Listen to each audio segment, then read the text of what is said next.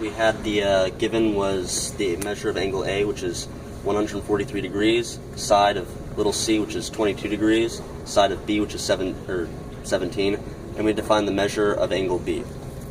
Okay, so first thing we had to do was find the measure of side A, and to do that we used the law of cosines, which you can see right here. And once we got A, which is 37.018, we stored A in our calculator and then used the law of cosines to find the measure of angle B, and B was our variable.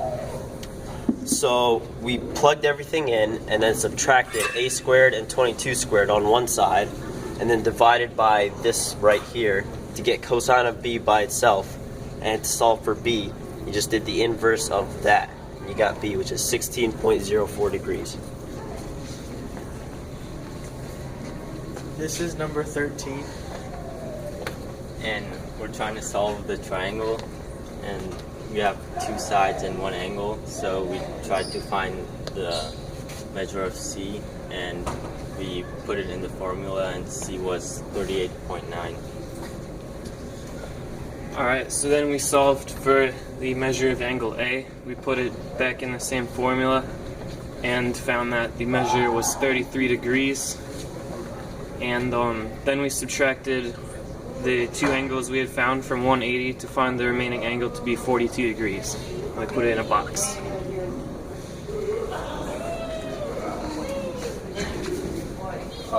This is number 16.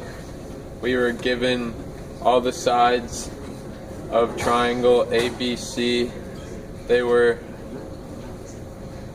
17, 22,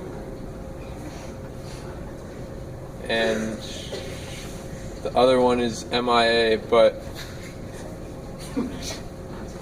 we plugged it into A squared equals B squared plus C squared minus 2 BC cosine A, and got what the measure of angle A equaled, and then did the same for the measure of angle B, and then added those two and subtracted from 180 degrees to get measure of angle C.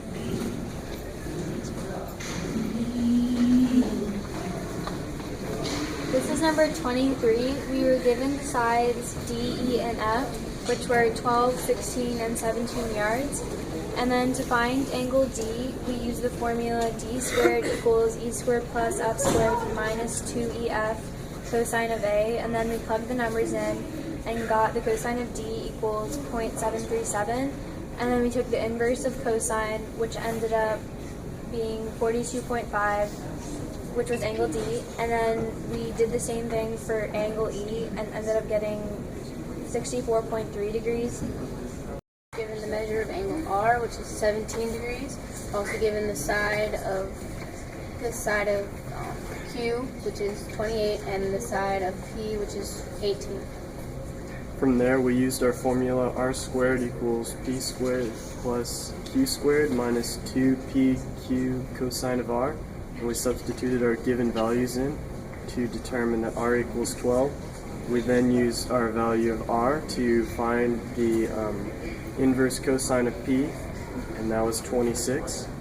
From there, we were able to add 26 and 17 and subtract that from 180 to find our final angle value of Q to be 137 degrees.